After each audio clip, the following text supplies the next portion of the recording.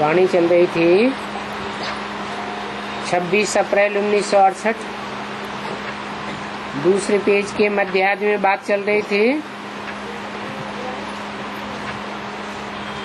जो जो जहाँ से आए हैं पार्ट बजाने के लिए वहाँ ही चले जाएंगे। मतलब परमधाम से भी आए हैं तो परमधाम में भी जो जिस सेक्शन में थे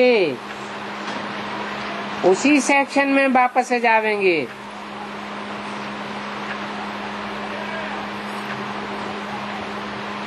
वो होता है हद का नाटक। अपने अपने घर से आते हैं और नाटकबाजी करके अपने घर में ही वापस चले जाते हैं। ये है बेहद का नाटक।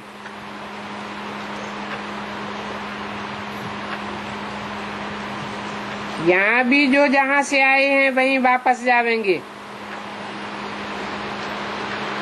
अभी तुम जानते हो हम उस घर के रहवासी हैं।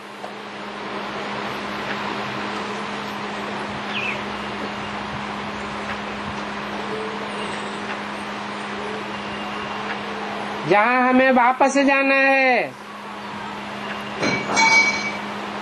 और हम सब हैं एक ही बाप के बच्चे।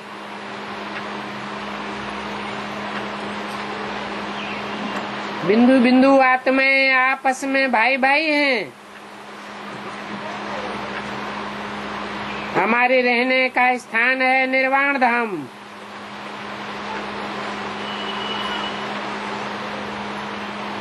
वहाँ वाणी होती नहीं है। वाणी से परे का धाम है।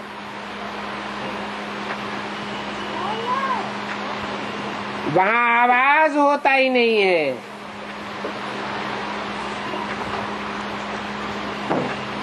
मूवी भी नहीं होती।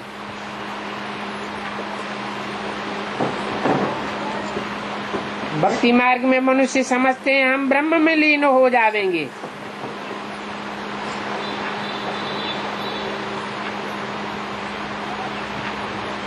परंतु जैसे समंदर में से चुल्लू पानी लिया जाए और वो चुल्लू पानी समंदर में डाल दिया जाए तो कहेंगे वो चुल्लू पानी समंदर में लीन हो गया। फिर क्या वो वापस आ सकता है? नहीं वापस आ सकता। परंतु ये तो आत्माएं अविनाशी हैं। आत्मा का विनाश कभी होता नहीं। ऐसे नहीं कि आत्मा निर्वाण धाम में चली जाएगी तो ब्रह्मलीन हो जाएगी। नहीं, ब्रह्मलोक तो रहने का स्थान है। बाप कहते हैं आत्मा तो अविनाशी है। लीन हो जाए तो जैसे कि विनाश हो गई। वो आत्मा तो कब विनाश हो न सके। कितनी जीवात्माएं हैं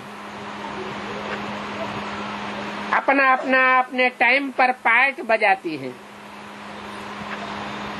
एक का पार्ट न मिले दूसरे के पार्ट से तो आत्मा अविनाशी है ना।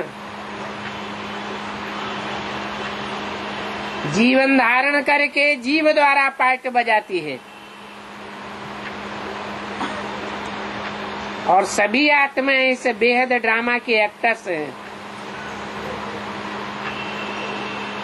अपना अपना पार्ट बजा करके अपने घर में अपने ही स्थान में अपने सेक्शन में वापस चली जाएंगी। उनके रहने का स्थान है ब्रह्मांड। वहाँ आत्माएं ब्रह्म में अंडे मिसल रहती हैं। इसलिए उसका नाम है ब्रह्मांड। वो आत्माओं का घर है। क्योंकि आत्माएं अंडे मिसल दिखाई पड़ती है ना।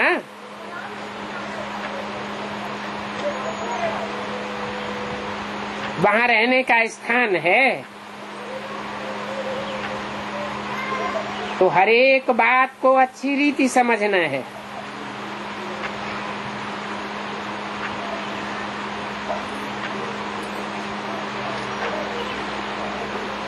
वो परम ब्रह्म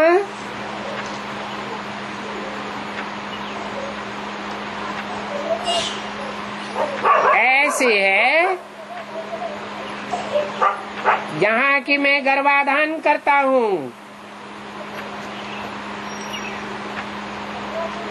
गीता में भी कहा है, मध्योनि परम ब्रह्म तस्मै गर्भम दधाम्यहम। वहां से तुम आत्मा अंडे मिसल होकर वापस आती हो। इस सृष्टि में आती हो तो भी पहले पहले बीज रूप स्टेज में होती हो।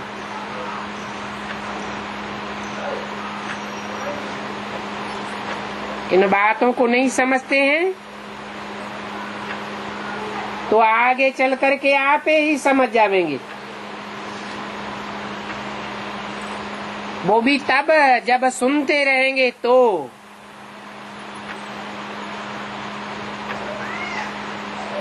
अगर छोड़ देंगे तो फिर कुछ भी नहीं समझेंगे। तुम बच्चे जानते हो, अभी ये पुरानी दुनिया खत्म हो, नई दुनिया स्थापन होती है।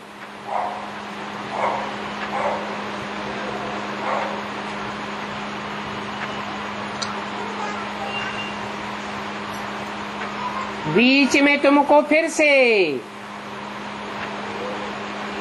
परमधाम वापस जाना है अंडे मिसल होकर।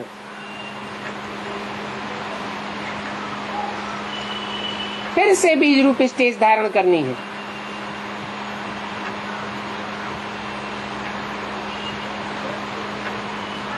मैं ज्ञान का बीजारोपण करता हूँ। बीज रूप स्टेज में बाप याद दिलाते हैं, कल तुम विश्व के मालिक थे, अभी फिर से तुम विश्व के मालिक बनने आए हो।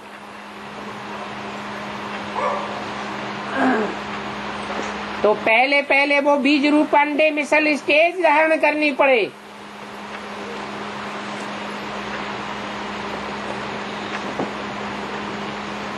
गीत भी बना हुआ है, बाबा हमको ऐसा मालिक बनाते हैं जो मालिकाना कोई छीन नहीं सकता। सारा आकाश, सारी धरती हमारी हो जाती है।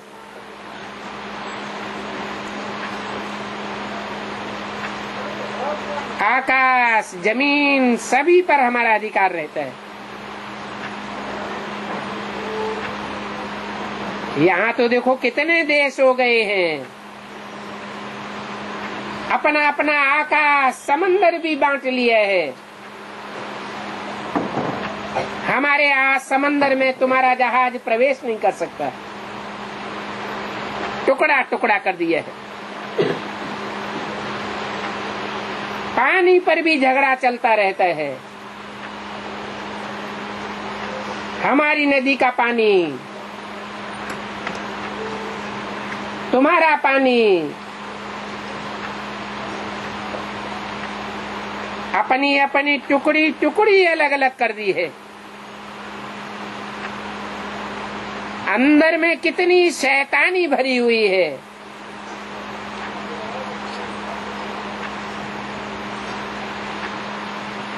अरे कुदरत तो एक है, कुदरत तो सबकी माता है। कुदरती सुख के ऊपर सबका अधिकार बराबर बराबर है। हिंदी में कहते हैं उसे प्रकृति,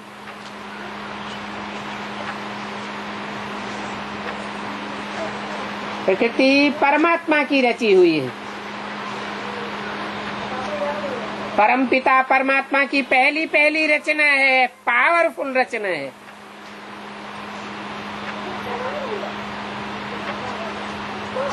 उसे माँ समझ के बराबर बराबर लेना चाहिए, कोई झगड़े की बात नहीं। परंतु प्रकृति को भी पल्यूट कर दिया है। कितनी शैतानी भरी हुई है। ये ब्रिटिश गवर्नमेंट की ठगी है, परंतु ये बातें किसी की बुद्धि में नहीं आती हैं।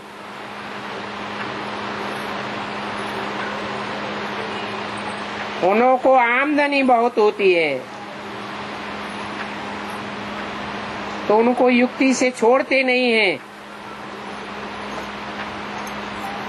नहीं तो प्राइम मिनिस्टर किसी की भी न सुने, कोई इनका भी न सुने। ऐसा कब देखा?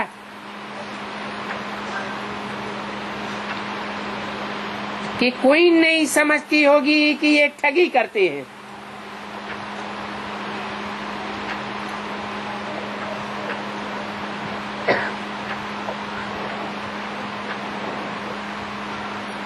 ये प्रकृति भी जैसे बेहद में क्वीन बन जाती है, विश्व का मालिकाना हाथ में आ जाता है।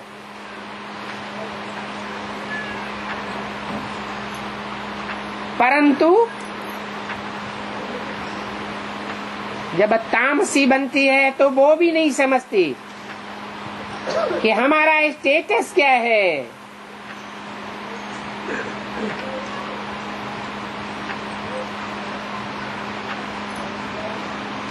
जानती नहीं कि ये ठगी करते हैं।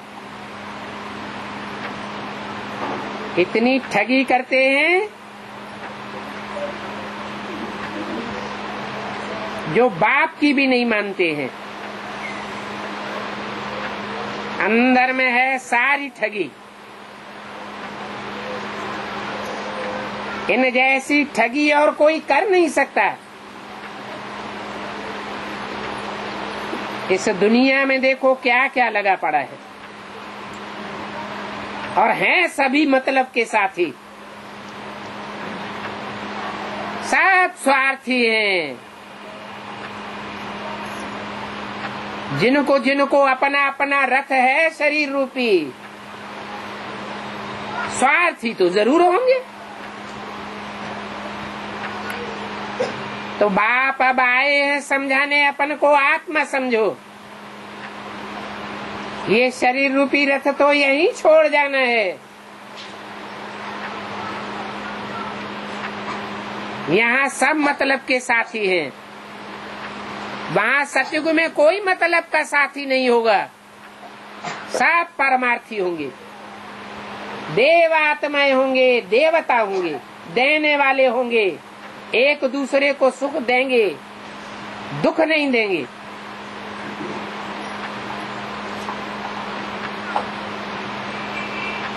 जैसे लौकिक बाप बच्चों को कहते हैं ये धनमाल सभी कुछ तुमको देकर जाता हूँ, इसको अच्छी रीति संभालना। तो वेद का बाप भी कहते हैं तुमको सभी कुछ धनमाल दे करके जाता हूँ। कब? सतयुग के आदि और संगम के अंत में तुमको कितना धनमाल देता हूँ। अभी तुमने हमको बुलाया है पावन दुनिया में ले चलो,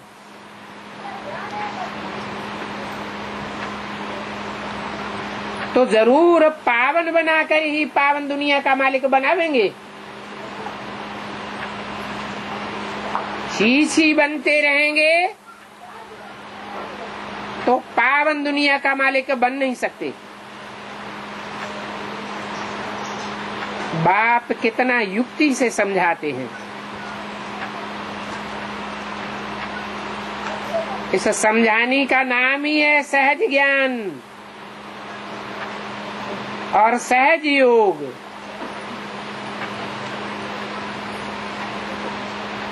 बाप को कहा ही जाता है मुश्किल को सहज करने वाला। वो हठ योगी तो हठ योगी सिखाते हैं, शरीर की हड्डी हड्डी तोड़ मरोड़ करके दिखाते हैं, सिखाते हैं। सांस रोको, कितना कठिन कर देते हैं। यहाँ तो बाप कहते हैं 1 सेकंड की बात है, अपन को बिंदु आत्मा समझो, बिंदु बाप को याद करो जो मनुष्य शक्ति के बीज रूप में आता है। तो मनुष्य शक्ति के बीज रूप बाप को पहचानो।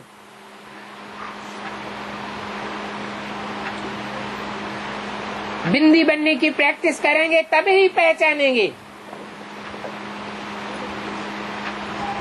चाहे बेसिक नॉलेज के ब्राह्मण हो, जब तक बिंदु रूपी स्टेज में नहीं टिकेंगे, आत्मा रूपी सुई की सारी कट उतरेगी नहीं बेसिकली, और मनुष्य शक्ति के बाप को भी पहचानेंगे नहीं।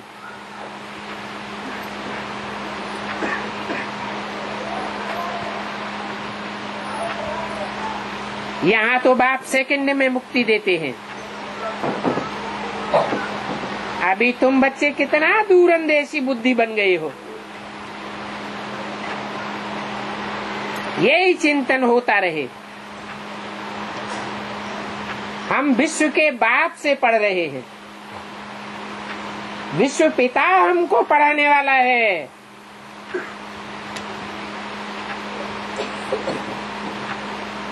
शास्त्रों में उनका नाम विश्वनाथ दिया हुआ है।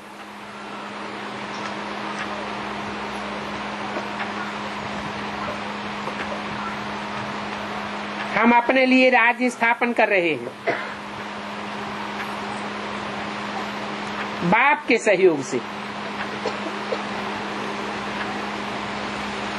तो बाप के मालिकाना में हम ऊंच पद क्यों नहीं पावेंगे?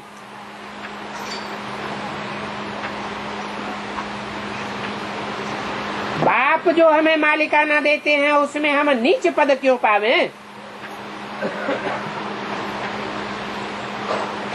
चांडाल या दास दासी क्यों बने? और ये नीच पद या ऊंच पद कोई सतयुग की बात नहीं है। यहाँ संगम युग में ही रिजल्ट देखेंगे। तो बाप कहते हैं इस सहज ज्ञान और सहज पढ़ाई के ऊपर ध्यान देना चाहिए। अभी राजधानी स्थापन होती है। राजधानी में तो सभी प्रकार के मर्तबे वाले होंगे। कोई ऊंच से ऊंच मर्तबे वाले भी होंगे।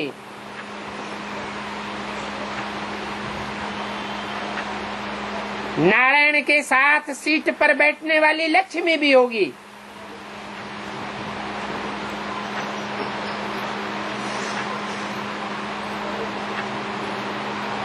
तो 3rd क्लास दास दासी भी होंगे।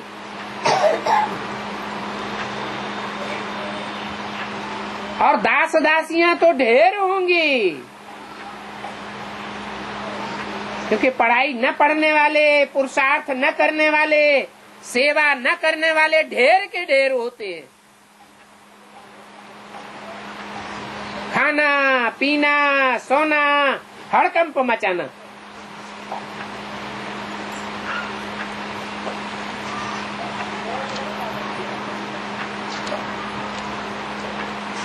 परंतु बाप कहते हैं वो दास दासियां भी बहुत सुख पाते हैं। और ये क्या बात? क्योंकि बाप के सामने एक बार सरेंडर तो हुए,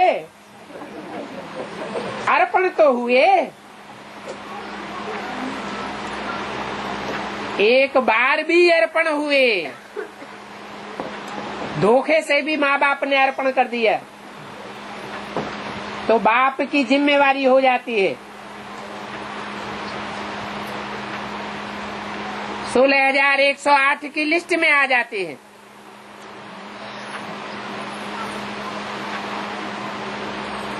बल त्रेता के अंत में 16,108 की लिस्ट पूरी होती है। बल त्रेता के अंतिम जन्म में एक बार प्रिंस या प्रिंसेस बन करके रह जाएंगे, परंतु बनेंगे तो ना, हर जन्म में नहीं बनेंगे, एक जन्म में तो बनेंगे। तो जब बनेंगे तो दास दासियां बनने के बावजूद भी बहुत सुख पावेंगे, प्रजा के मुकाबले जास्ती सुख होगा।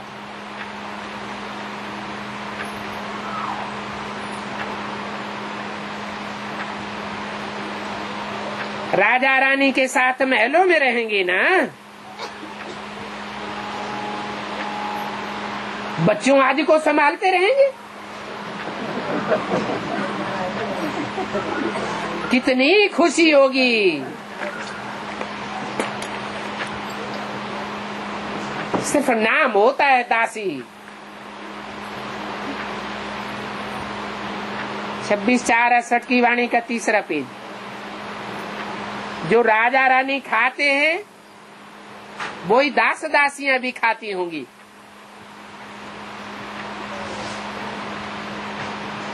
प्रजा में तो नहीं मिलता होगा।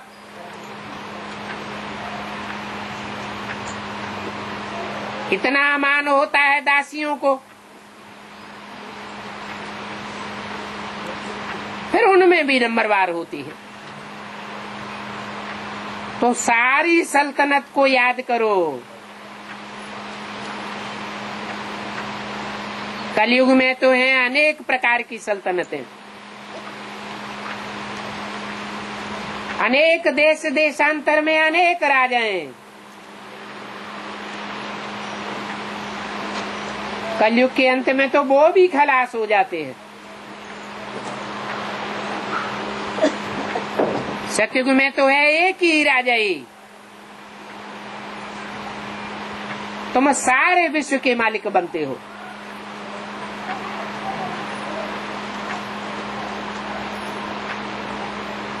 दास दासियां तो यहाँ भी राजाओं के पास होती है। कब की बात बताई? 68 की बात बताई, जब नेपाल में राजा भी था, राजाई भी थी। अभी तो राजाएं सफा चट्ट हो गए।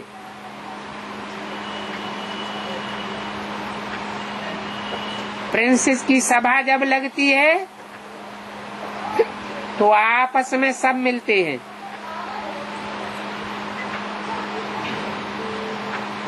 तो फुल श्रृंगार आदि किए हुए, ताज आदि पहने हुए रहते हैं।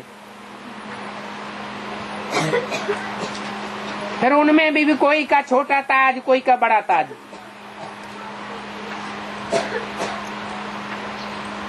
छोटा बड़ा ताज क्यों बोलता है? कोई का कीमती ताज, कोई का बेस कीमती ताज, कोई का कम कीमत वाला। ऐसा क्यों हुआ? क्योंकि ब्राह्मण जीवन में यहाँ कम जिम्मेवारी उठाई है। जिम्मेवारी का ताज जिन्होंने ज्यादा उठाया है उनका बड़ा ताज होता है, बेस कीमती ताज होता है।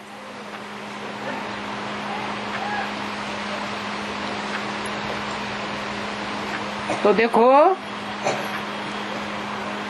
प्रिंसेस की शोभनी की सभा लगती है।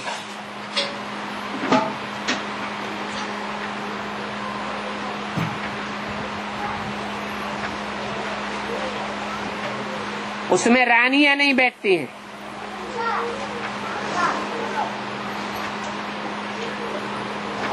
रानियों को प्रिंस प्रिंसेस नहीं कहेंगे। वो फिर पर्दे के अंदर बैठती हैं।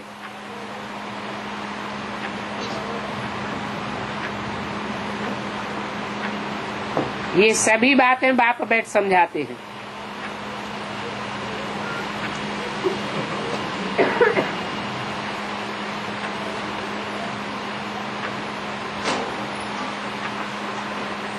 क्या बात, इसमें समझाने की क्या बात है?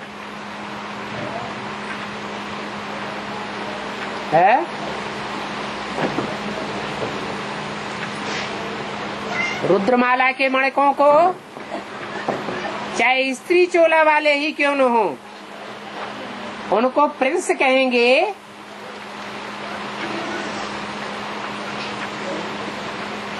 या प्रिंसेस कहेंगे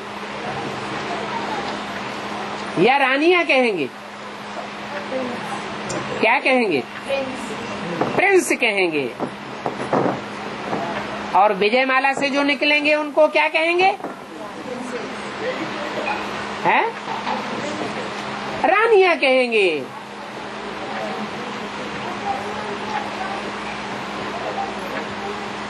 तो बोला रानियां पर्दे में रहती हैं,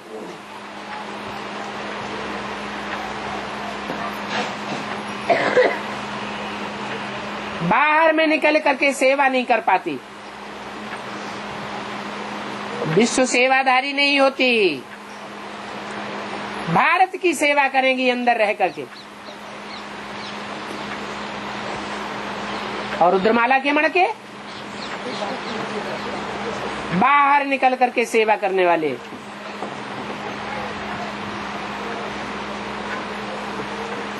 बाप को तुम प्राणदाता भी कहते हो।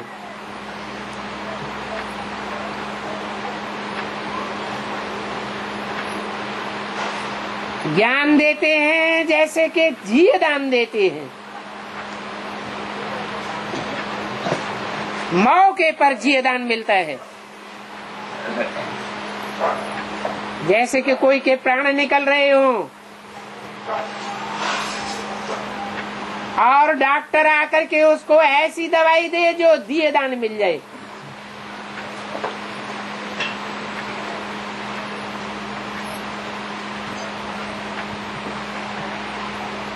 वो बाप है घड़ी घड़ी छोड़ने से बचाने वाला।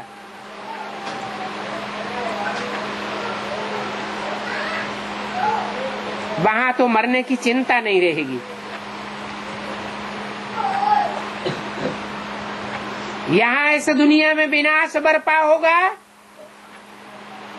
तो कितनी चिंता रहेगी। अभी भी लोगों को कितनी चिंता रहती है, कहीं प्राण न छूट जाए। थोड़ा भी कुछ हुआ बुलावेंगे डॉक्टर को कि कहाँ मर न जाए। वहां नई दुनिया में तो डर की कोई बात ही नहीं रहेगी। और तुम बच्चे तो काल के ऊपर जीत पाते हो। तुम बच्चों के लिए तो बोला है, तुम बच्चे हो खोपड़ियों को ठोकर लगाने वाले। तुम्हें काल की चिंता नहीं रहती।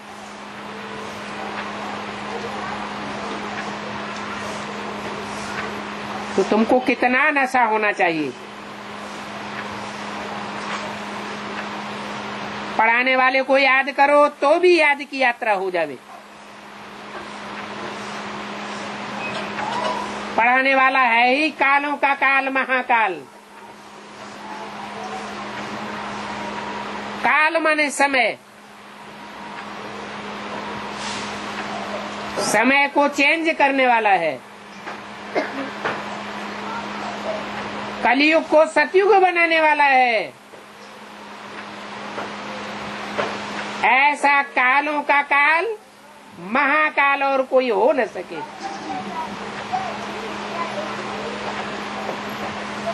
कितने भी बड़े बड़े प्रकांड विद्वान आचार्य हुए हों, धर्म पिताएं हुए हों, काल के ऊपर ऐसी विजय पाने वाले कोई होते नहीं है। बल वो महान ते महान धर्म पिता इस सृष्टि पर आते हैं, दुनिया तो नीचे ही गिरती चली जाती है। वो काल को बदल नहीं सकते। तो ऐसे महाकाल को याद करो जो तुम्हें काल के ऊपर जीत पहनना सिखाते हैं, तो भी तुम्हारी याद की यात्रा हो जाए। बाप टीचर सदगुरु को याद करो तो भी ठीक है, क्योंकि यहाँ तो बाप भी वही है, पढ़ाने वाला टीचर भी वही है, और गति सदगति करने वाला सदगुरु भी वही है।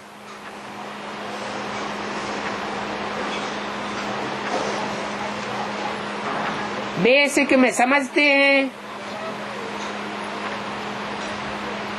कि ब्रह्मा के द्वारा शिव बाप, बाप टीचर सदगुरु है।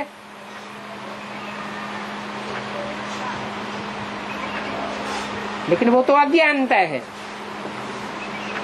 वहां तो बाप भी नहीं, तो टीचर भी नहीं, तो सदगति भी किसी की नहीं हुई। ब्रह्मा का खुद ही 8 फेल हो गया, तो फिर बाप टीचर सदगुरु कौन हुआ?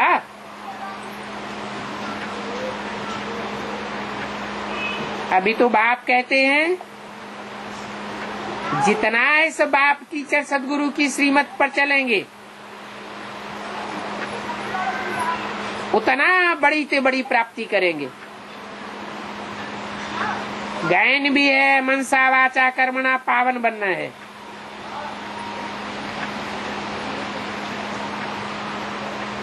ऐसे नहीं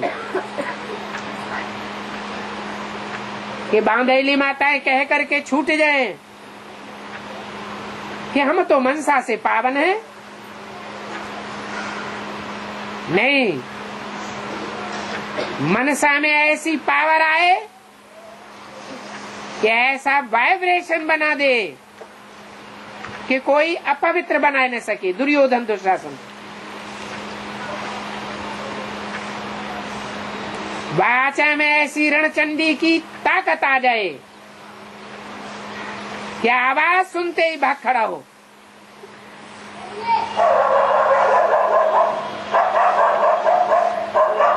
कर्मणा में, कर्मेंद्रियों में ऐसी शीतलता हो जो संग का रंग लग जाए। परंतु अपन को शिव शक्ति महसूस करेंगे तभी ही ऐसा होगा। बुद्धि में रिंचक मात्र भी विकारी संकल्प न आने पाए,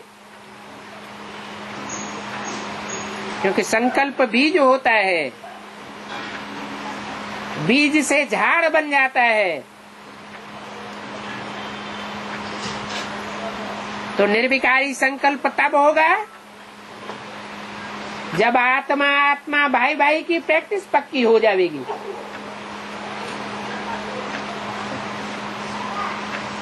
बहन भाई समझने से भी छी हो जाते हैं। तब ही बाप ने कहा है कि अपन को आपस में भाई भाई समझो। मैं सभी आत्माओं का बाप हूँ। ये ब्रह्मा भी बाप है, परंतु ये किसका बाप है? तुम सभी भाई भाई का बाप है कि भाई बहन का बाप है? ये ब्रह्मा भाई बहन का बाप है और मैं शिव, तुम बिंदु बिंदु आत्मा भाई भाइयों का बाप हूँ। मैं आत्माओं को पढ़ाता हूँ।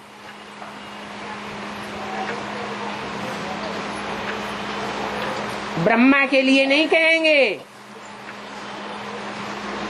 कि सिर्फ आत्माओं को पढ़ाते हैं। ब्रह्मा अपूर्ण को कहा जाता है।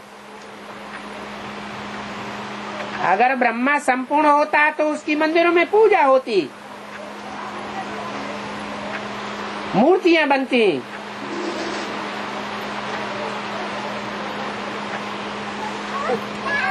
न मूर्तियां बनती हैं, न पूजा होती है।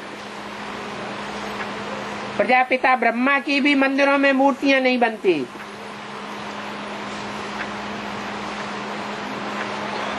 तो मैं आत्माओं को पढ़ाता हूँ,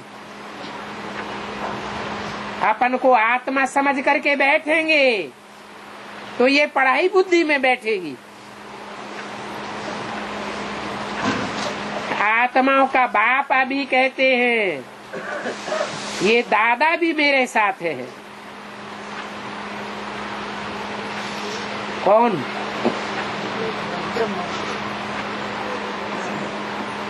बाबा दृष्टि देंगे तो दादा भी साथ में होगा। बाबा किसे कहा जाता है? बाबा कहा जाता है साकार स्टेज में रहने वाला, परंतु साथ में निराकार स्टेज भी हो तो कहेंगे बाबा है साकार, परंतु निराकारी स्टेज वाला है तो क्या कहेंगे? बाबा। और दादा किसे कहा जाता है? दादा की निराकारी स्टेज कहें या नहीं कहें? एक भी ब्रह्मा का चित्र ऐसा नहीं होगा जिसमें धर्म पिताओं की तरह निराकारी बीज रूप स्टेज दिखाई देती हो। हजारों हजार चित्र छपाए गए होंगे। तो दादा है साकारी। साकारी मनुष्य सृष्टि का पहला पत्ता बनता है। बाप है निराकारी।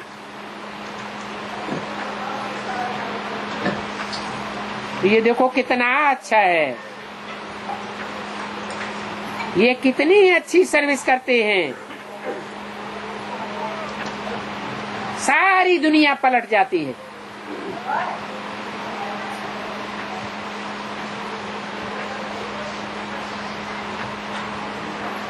अभी तुम बच्चों की आंखें धोखा देती हैं, इसलिए बाप कहते हैं तीसरा नेत्र तुमको दिया हुआ है। ये स्थूल आंखें तो हैं ही विनाशी, ये बहुत धोखेबाज हैं। तीसरा नेत्र तो अविनाशी है। अपन को आत्मा समझ भाई भाई को देखो,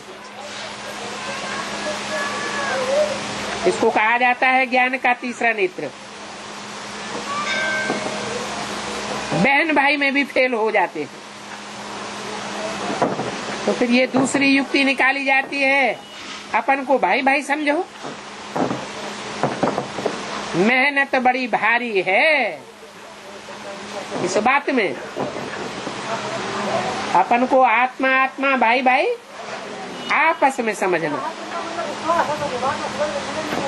सब्जेक्ट्स होते हैं ना, ये भी पढ़ाई है। तो इसमें ये ऊंचे ऊंचे प्रैक्टिकल सब्जेक्ट है। क्या अपन को आत्मा समझना और दूसरों को भी आत्म के स्वरूप में देखने की प्रैक्टिस करना। चेहरा देखा और कौन याद आए? आत्मा याद आए। और द्वापर युग में ऋषियों महर्षियों ने तो क्या युक्ति निकाली? टीका लगाओ, बिंदी लगाओ, परंतु टीका लगा का लगा रह गया। विद्वान पंडित आचार्य टीका लगाते हैं ना, साधु सन्यासी भी टीका टिपुंड लगाते हैं, और माताएं तो 7 बिंदी लगाती हैं। लेकिन कोई को याद नहीं रहा कि हम आपस में आत्मा आत्मा भाई भाई है। बाप कहते हैं ये दिखावा करने की कोई दरकार नहीं। क्या दिखावा नहीं करना, अंदर से समझना है हम आत्मा आत्मा भाई भाई हैं। ऐसा करने से नाम रूप में नहीं फंस सकते। ये बहुत बड़ा इम्तिहान है। क्या जैसे वो इम्तिहान होते हैं ना, तो दो तरह के होते हैं। एक होता है थ्योरी, जो पढ़ते पढ़ाते हैं उसको लिखते हैं, पढ़ करके सुनते हैं सुनाते हैं, वो है थ्योरी। और दूसरा मुख्य सब्जेक्ट होता है प्रैक्टिकल। प्रैक्टिकल एग्जाम में अगर फेल तो फेल कहे जाते हैं। थ्योरी में भले कोई पास हो जाए। तो ये आत्मा आत्मा भाई भाई समझने का प्रैक्टिकल इम्तिहान होता है। माया किसी को छोड़ती नहीं है, इसलिए बाप सावधान करते हैं, प्रैक्टिस करो। ये मुख्य बात बाप कहते हैं, भाई भाई समझो। ये बाप भी है, टीचर भी है, सदगुरु भी है। ये तीनों ही इकट्ठा है। ब्रह्मा के लिए ऐसे नहीं कहेंगे, दादा लेखराज के लिए, कि वो बाप भी है। बाप बनकर ज्ञान का बीजारोपण किया, बाप बनकर बच्चों को मुक्ति जीवन मुक्ति का बरसा दिया। ऐसे दादा लेखराज ब्रह्मा के लिए नहीं कहेंगे। ये भी नहीं कहेंगे कि ब्रह्मा टीचर है। नहीं, उनके मुख से शिव बाप ने जो कुछ बोला उसके अर्थ को वो खुद भी नहीं समझ सके। अगर समझा होता तो यज्ञ के आदि से ही बाप को पहचाना होता कि मनुष्य सृष्टि का बाप कौन है। नहीं पहचाना तो संस्था का नाम ही ब्रह्मा कुमारी विद्यालय रख दिया। नहीं जानते थे कि ब्रह्मा कुमारी नाम रखने से क्या नुकसान हो जाएगा। बाप ने बाद में बतलाया, ये तुम्हारी बड़ी भूल है जो ब्रह्मा कुमार कुमारी अपन को कहलाते हो। तुम अकेले माँ के बच्चे थोड़े ही हो,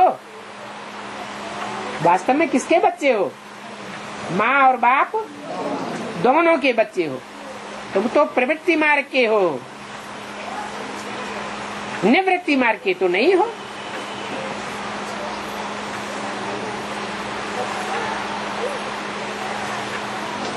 अज्ञान काल में बाप टीचर गुरु क्या सिखलाते हैं तो मालूम है। बाप तो विकार में ले जाते हैं,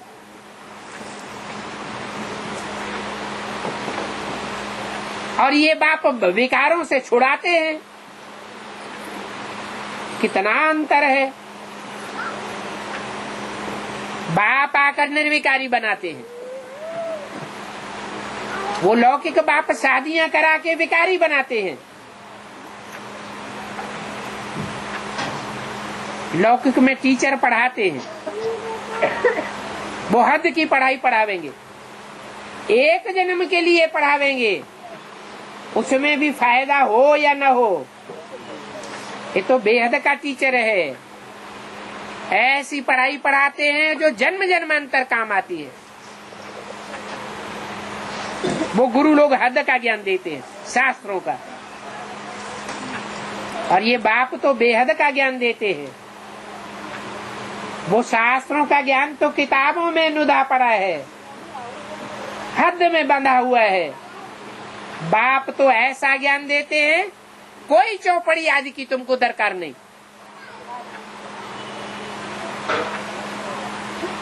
ज्ञान का इतना विस्तार कर सकते हो कि सारे जंगल की कलमें बनाओ, और सारे समंदर की स्याही बनाओ तो भी यह ज्ञान छूट नहीं सकता। कोई के प्रश्नों का जवाब देने के लिए तुमको कोई चौपड़ी की दरकार नहीं। इसको कहेंगे बेहद का ज्ञान। वो गुरु लोग तो शास्त्रों को कंसल्ट करते हैं, इस शास्त्र में ऐसा लिखा हुआ है, उस शास्त्र में वैसा लिखा हुआ है।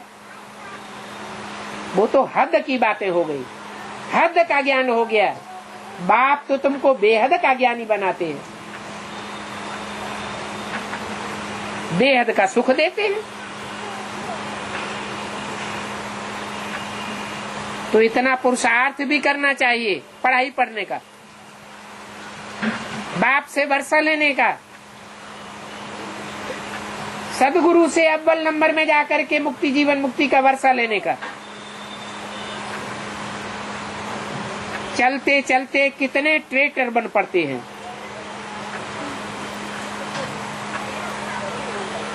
उस लड़ाई के मैदान में भी ऐसा होता है। लड़ाई करते करते कोई विरोधी हो जाते हैं,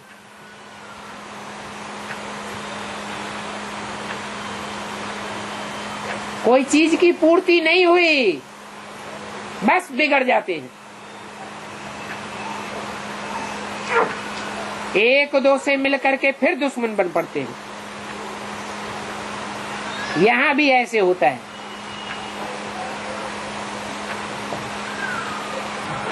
अच्छे अच्छे बच्चों को भी माया अपना बना लेती है। तब बाप कहते हैं कि मुझे बच्चे फारकती भी देते हैं।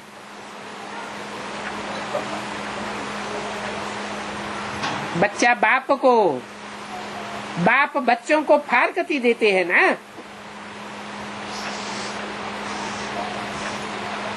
पति पत्नी को, पत्नी पति को डाइवोर्स भी देती है।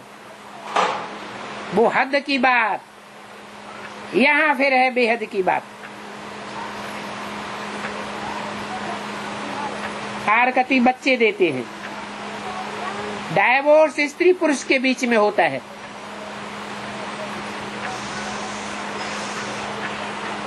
बाप कहते हैं हमको डाइवोर्स भी मिलता है बच्चों से और फारकती भी मिलती है।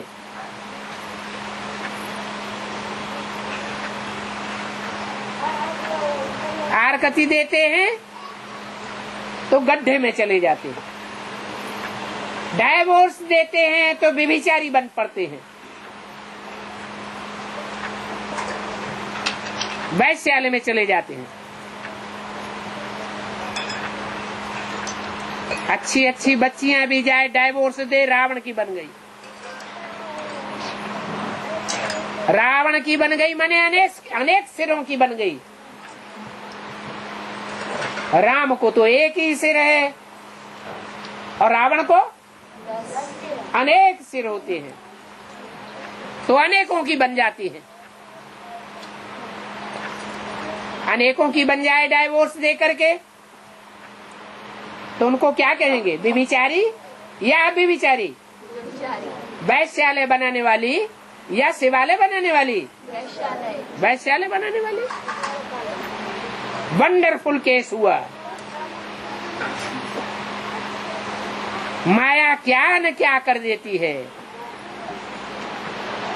बाप कहते हैं माया बहुत कड़ी है, गैन भी है। क्या गैन है? ज्ञान जल में स्नान करता है, फिर भी माया ग्राह आकर के बुद्ध रूपी पांव को ग्रहण कर लेता है। किसकी कहानी है? गज और ग्राह की कहानी है। क्या अंतर है ग्राह और गज में? है? अरे हाथी भी बहुत लंबा चौड़ा होता है, उसको भी ज्ञान जल में स्नान करते हुए दिखाया गया, और ग्रह भी कहाँ रहता है? ज्ञान जल में ही रहता है। हाथी सदैव ज्ञान जल में नहीं रहता है। और माया, माया कहाँ सरेंडर होके रहती है? हैं? माया तो खास बाप के काम में ही सरेंडर होकर रहती है। उसको धंधा मिला हुआ है। जो बच्चे श्रीमत पर न चले, उनकी बुद्ध रूपी पांव पकड़ करके उनको खूब फटकाओ, हाय मर गए, हाय पकड़ लिए गए।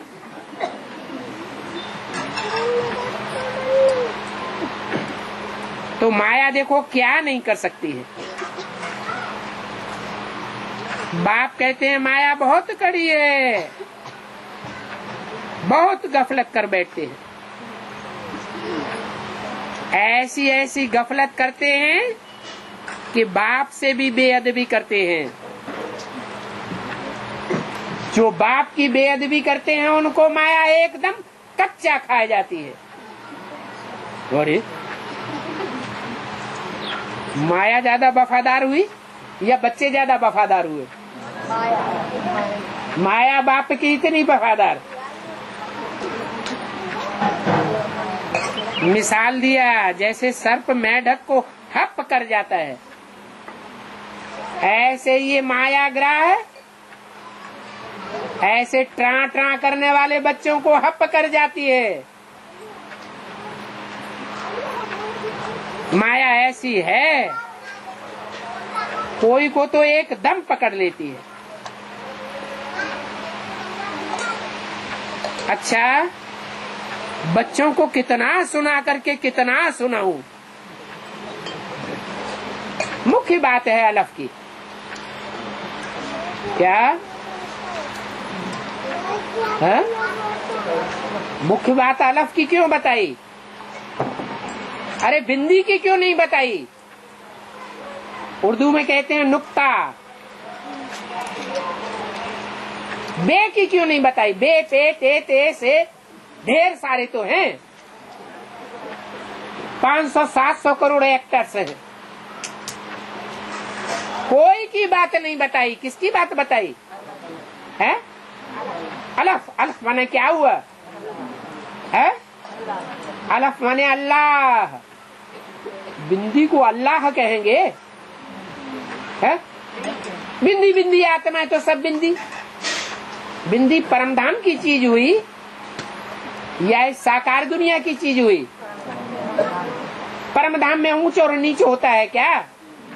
नहीं। कहाँ होता है ऊंच और नीच? तो इस साकार सृष्टि पर होता है। तो मुख्य बात है अलफ को पहचानना। नुक्ता को, बिंदी को तो बेसिक वाले ब्राह्मण भी याद कर लेते हैं। ये बिंदी की याद, बिंदी को पहचानने की तो बात ही नहीं। किसको पहचानने की बात है? साकार में निराकार को पहचानने की बात है। जो मुकर्रर रथ में आता है। मुसलमान लोग भी कहते हैं उठ करके अलफ को याद करो।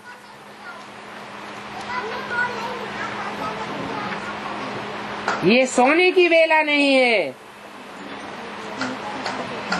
मुसलमानों का मिसाल क्यों दिया है? बौद्धियों का, क्रिश्चियंस का मिसाल क्यों नहीं दिया?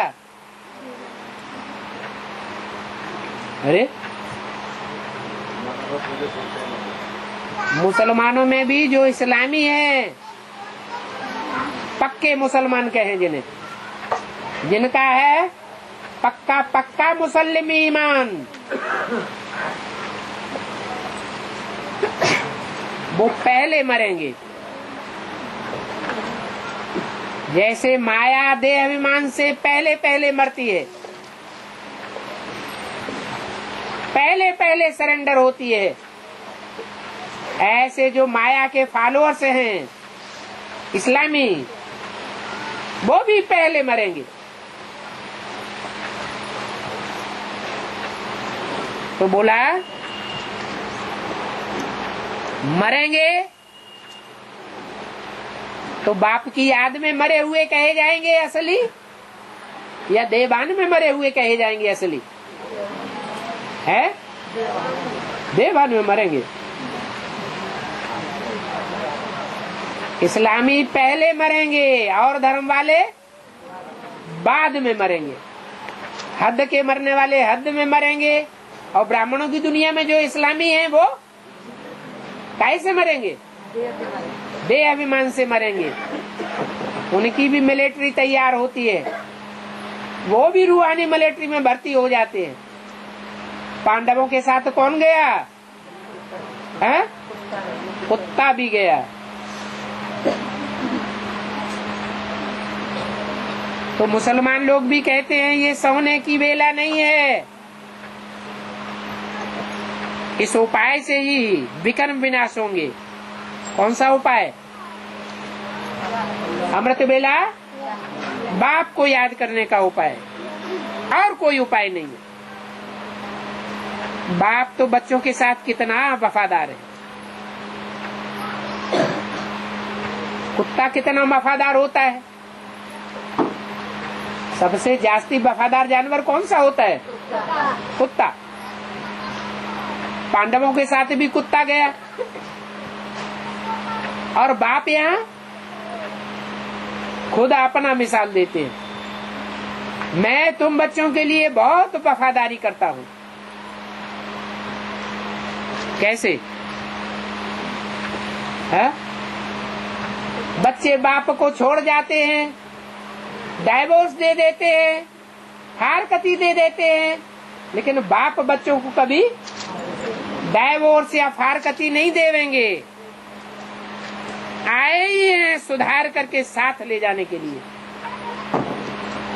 एक को भी नहीं छोड़ूंगा, सबको साथ ले जाऊंगा। नहीं जावेंगे तो है? मार पीट के भी ले जाऊंगा।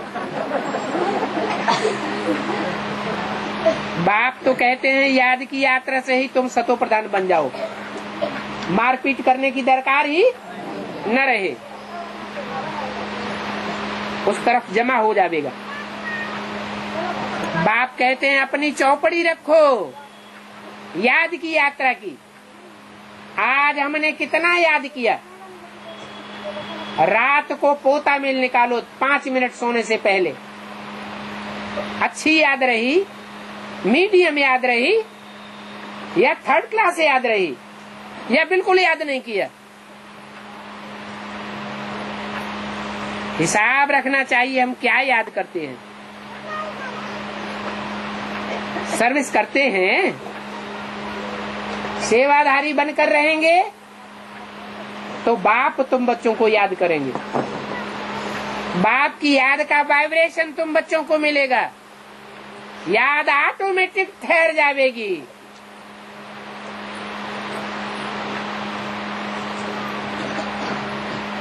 व्यापारी लोग घाटा बाटा देखते हैं ना, रोज चौपड़ा लिखते हैं तो खबरदार रहते हैं कि आज हमको घाटा हो गया। घाटा नहीं डालना चाहिए। अभी अगर घाटा पड़ा तो कल्प कल्पांतर का घाटा पड़ता रहेगा। अच्छा, बच्चों को गुड मॉर्निंग और नमस्ते।